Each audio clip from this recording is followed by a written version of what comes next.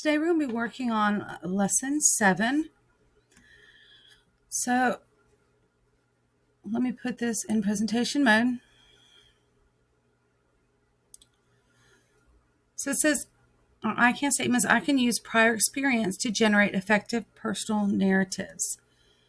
So today we're going to reimagine those small moments when we put them on paper so that our readers will be able to experience as well. So we need to start to realize that we make decisions about which small moments we choose as topics for our personal narratives. There are benefits in those moments that have strong emotion, struggle, and profound realization. But today we're going to teach you that as writers of true stories, you already know how important it is to write from the inside of the story moment. Tell the story as it unfolds. But I want to teach you that writers are especially careful about telling the details of the story exactly the way the author perceived them at the moment. So when we think about writing inside our point of view, I always think back to when, I was writing this story about changing my squirmy baby sister's diaper. At that moment, her father walked through the door with a large box. I wanted to run over to help open the box, but of course I couldn't leave my sister half diapered, laying on the changing table. So this is what the story of that sounds like. I was still at the changing table. My sister squirmed beneath me when my dad put the box on the kitchen table and then, peeling off a long strip of tape and pulling back one of the flaps, looked in on a jumble of family photos with little photo albums scattered throughout. The photos showed me and my sister when we were little. They were the ones he'd lost. But wait, this really couldn't possibly have happened this way. I was at the changing table with my sister, right in the middle of, getting the diaper on. I couldn't move an inch. My dad and the box were across the room. How would I know he was sitting inside the box? It helps my readers if I tell the story exactly the same way I experienced it. So let's think about this story again. I was at the changing table, my sister squirming beneath me, when my dad came into the kitchen and dropped a heavy carton on the kitchen table. I heard him wrestling about, and then I heard him mutter, "Unbelievable, just unbelievable." He looked up across the room and called, "Remember all those lost photos from our farm? They're all here."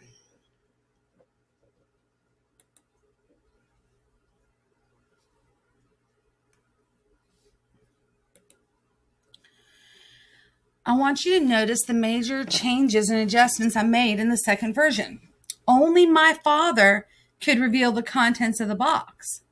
I couldn't tell what was in there. My father had to tell that. So when writing, I had to step back in time and write from my point of view at that time. I can only capture what I saw, what I heard, or what I felt from my perspective. So we're going to practice this, okay?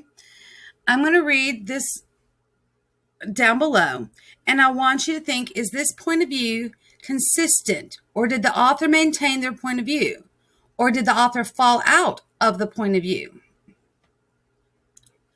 I made my way slowly toward the front of the line as one by one kids in soggy bathing suits sat at the edge of the water slide before disappearing suddenly down the chute. I was next in line, and the thumping in my heart was almost audible. I can do this, I thought to myself. I took one step forward.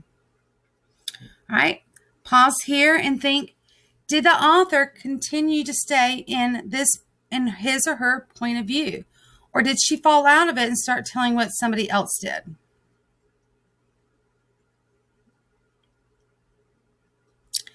If you said that the author did stay in their point of view, you were correct. She continued all the way through with I was next in line, I can do this, I took a step forward. All right? Look at this one. I carefully sat down, feeling the cold rush of water beneath me.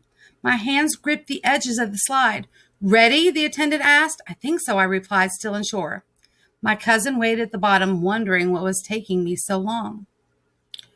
So At this point, I want you to pause it and say, did the narrator stay in his or her point of view, or did he or she fall out of it?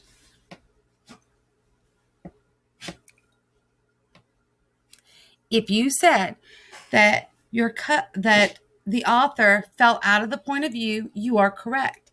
At the very end, it said, my cousin waited at the bottom wondering what was taking so long. How in the world was she supposed to know what her cousin was wondering? So she switched there and started telling from her cousin's point of view, like she knew what her cousin was wondering. She does not know that at all.